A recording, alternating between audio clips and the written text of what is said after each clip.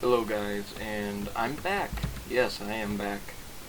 It's been a while. I've been really busy over the past few weeks, or a week or two now, and I decided that, well,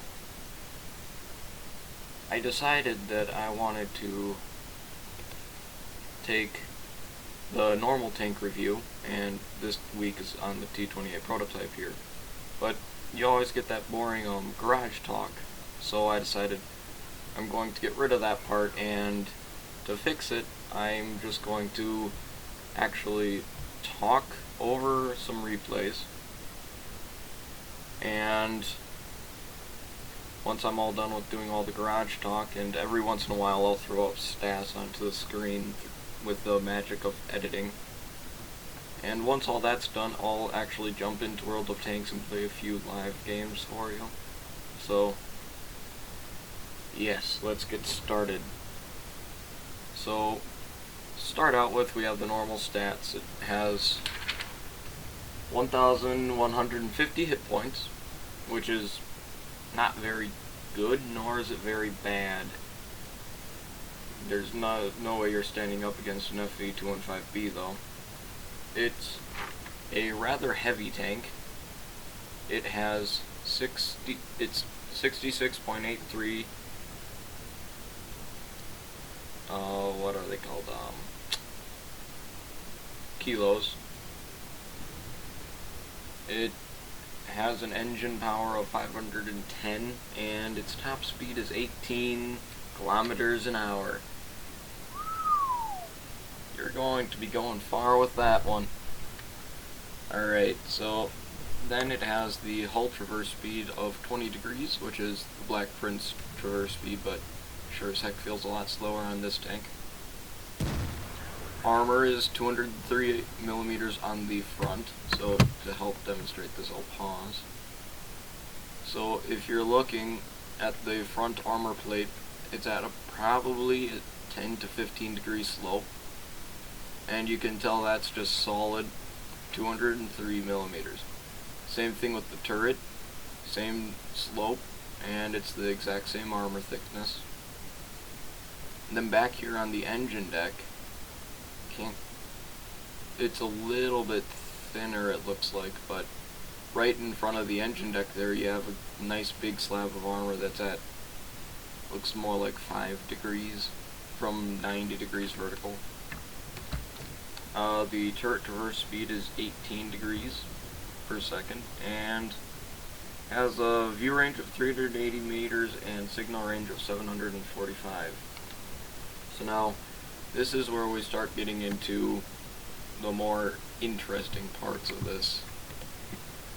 And I just have to tab out. You guys will continue to see the video, I hope. I need to bring up my gun stats.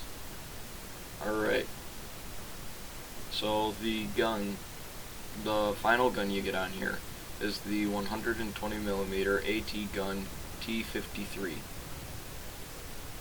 That gun is amazing at this tier. Tier 8 120mm cannon on this tank is just the best you'll get. It's by far my favorite tank that I have, and as you can see there, it just went straight to the side of a tier 10. Oh, there's another tier 10. I'm not going to reload in time. Alright, so its rate of fire is 5.94, which is very quick. I remember there's a T54 over there that's going to kill me, but I'll do quite a bit to him too. It has very good average penetration, 248, and this is practically the same gun on the T34. And people complain that the T34 should not be able to see tier 10s. I completely disagree. This is a T34 and it performs just fine at this tier and seeing tier 10s.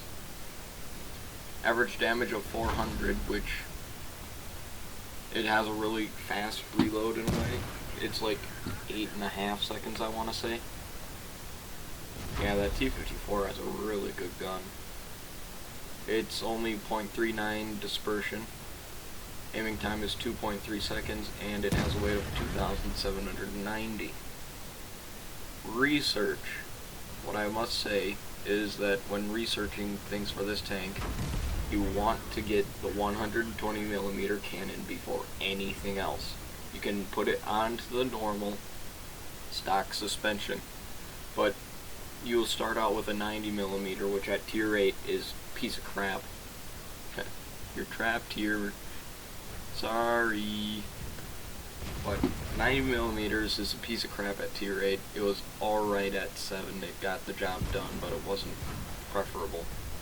And then the second gun you get is 105, and that's able to get the job done, but it's not what you want. Alright, so I'll jump over to the next replay here and see you guys then. So here we are in the next replay. I'm just going to put it into the free camera here. Lets us take a better look around. And so we were talking about the different guns. The 105 gets the job done, but it's not amazing as a tank destroyer gun. It's the same gun you have on the T32 and the T29. Pretty much, but it's just the tank destroyer version, so you have to completely re-research it. So then you get this 120mm gun, and after that,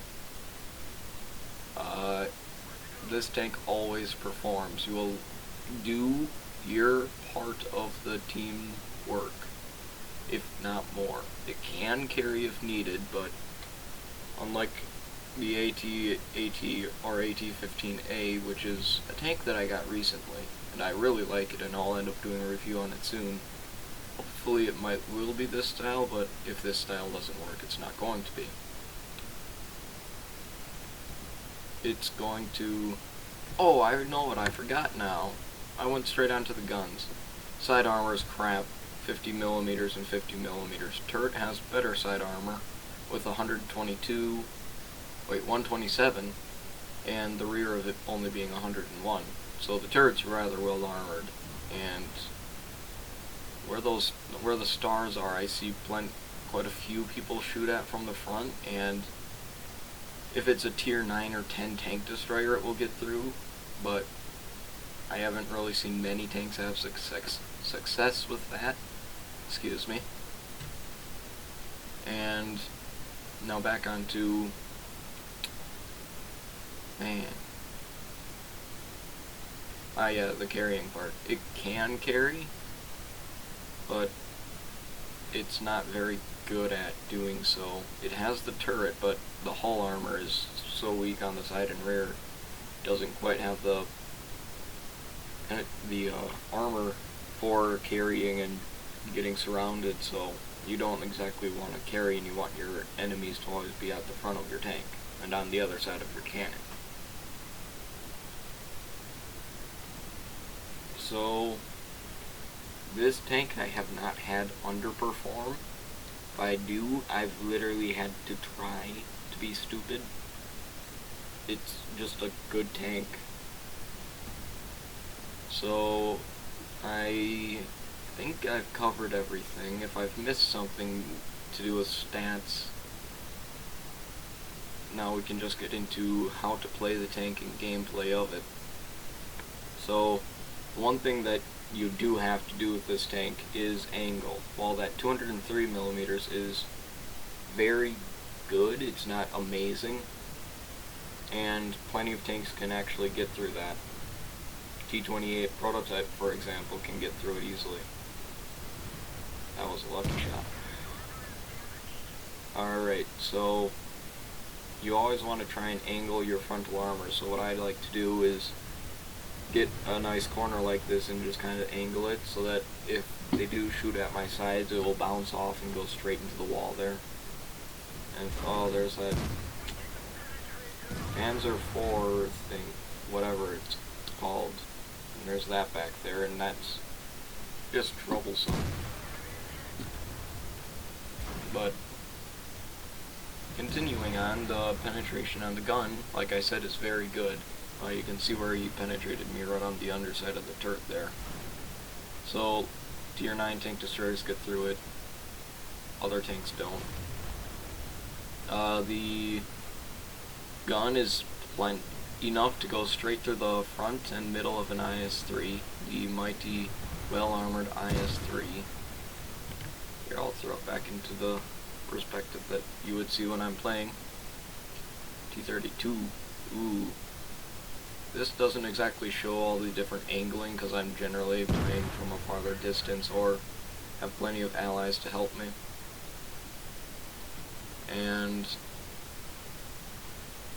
I love this tank, and I know a lot of other people do. It's worth the going through the T28 too, because for some odd reason that tank works, and it definitely shouldn't. But now I'm just going to start actually doing commentary on this game, and I'll do one more game after this. So here you can see me kind of angling.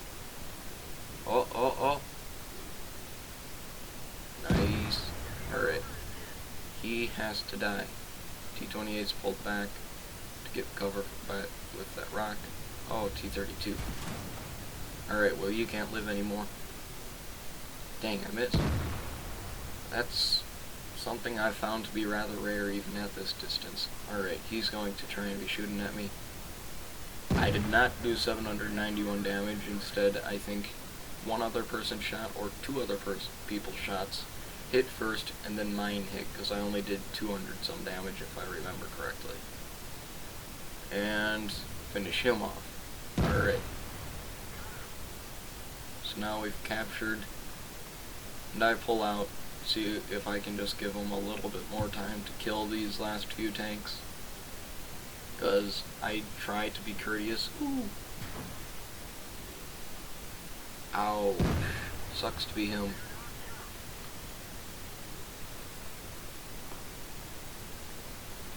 Had to get a drink there.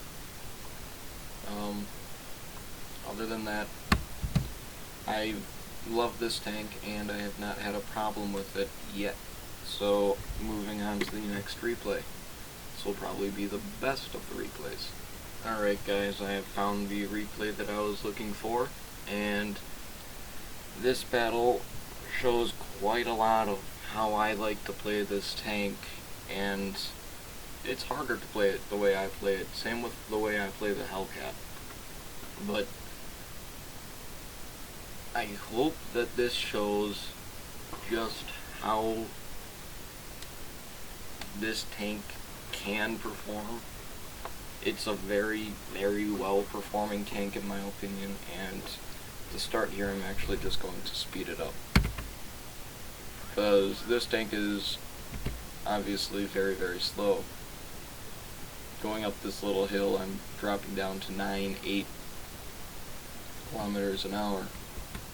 So speed it back up, and very quickly we will actually run into some action here. And by very quickly I mean about a minute into the game, because that's how long it takes me to get this far from my base. So, alright, we've already run into our first contact. Red shirt. Yeah, fortunately, like Star Trek, red shirt here is not going to survive. So we already put a shot into him, and that took a good portion of his health away. And there's actually a ton of enemies down in the valley there, and we're already taking fire. So let's see where that shot landed. It landed, ooh, right on my gun mantle there. If you're shooting at the thing's turret, don't even bother with aiming for that gun mantle. You'll probably have better luck aiming at the stars. So, oh hey, all those enemies are there. Let's see what we're doing. Alright, we're aiming in like that, and put a nice shot straight through the Chi-2, leaving him as a burning wreck. And you can already see I'm angling my armor against where I know that there's enemies, and also from where I actually took fire. So now I'm just angling against the enemy over by our allied tanks over there, kind of. And there's that one guy who shot me from over there, and that's really who I'm angling against right now. And now I'm going to go try and confront these guys head on, see what they do. And suddenly I spot the guy that, well, someone on my team spots the guy that put a shot into me, and I decide, you cannot be allowed to live any longer. So I put one shot into him, and hey, he's spotted again. Oh hey, I'm about to finish reloading. I'll be able to put another shot into him and kill him. Oh. And there he goes. So now there's only those heavy tanks and some mediums, I think, down in the valley here. And there's no one else here. Someone has to go and engage them. IS-3. I almost feel bad that I lit him on fire, but he had an automatic fire extinguisher or something and put it out. So don't feel bad. Straight to the front. And he's dead. Now there's only this one pesky little heavy tank and that T-69. Try and put a shot into the T-69, but I can't see him. Oh, KV-1S. Here, have a big heavy tank falling on you. Alright, so he can penetrate, so that's why you have to angle your frontal armor. 203 is good, but not amazing. I don't quite know what happened with that shot. Didn't exactly seem like my gun was pointing at him, but it killed him, so now there's only this little pesky T-69. He's pretty easy to take out after this. So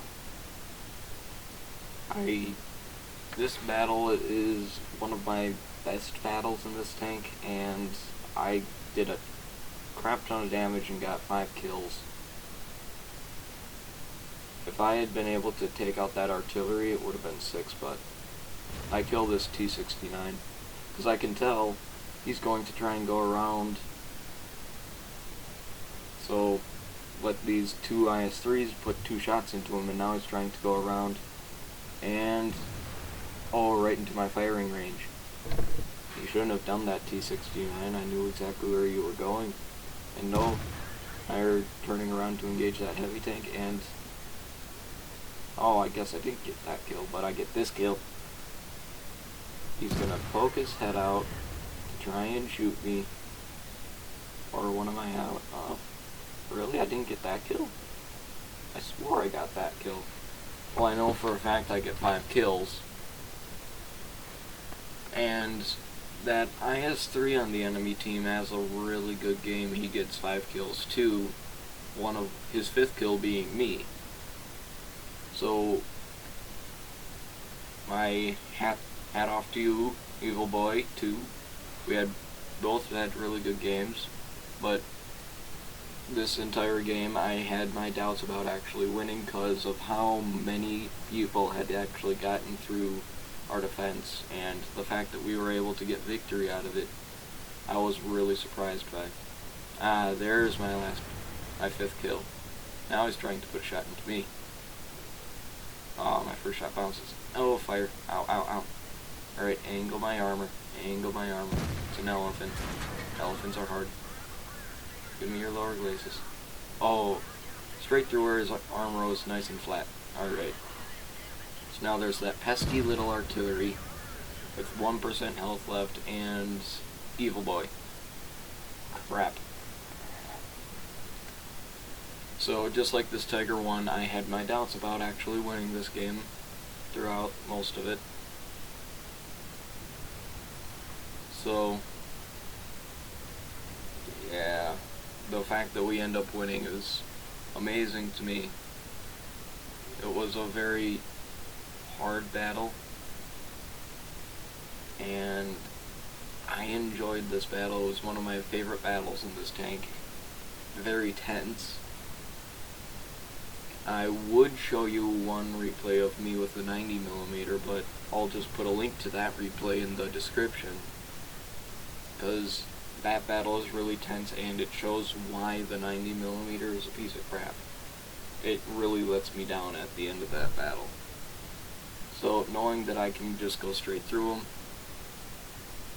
Oh, it's a Tiger 2, sorry. Knowing I can go straight through him, I try and pull up now that he's trying to reload. Or at least I'm pretty sure he is. And apparently he's not going to be soon. Straight. I end up bouncing, so I don't know where exactly I hit him. But now he's not reloading, and first shot bounced. Ah! No, don't go to sleep. Alright, my computer went into sleep mode, so hope that doesn't mess up the recording. We'll be able to find out after this. Straight through the front, and then he gets me. So that's his 5th kill. And I would have had to put another like 2 shots into him. But he ends up dying, so I'll just speed up time. Show you guys what's going on. So this IS somehow dancing around his shots. 4,200 damage, because this is a 9.0 replay, so I still had my mods. 4,200 damage even at tier 8 in my opinion is very good. And that was that. KV1S comes in and helps finish him off. So thank you guys for watching. I hope that this helps.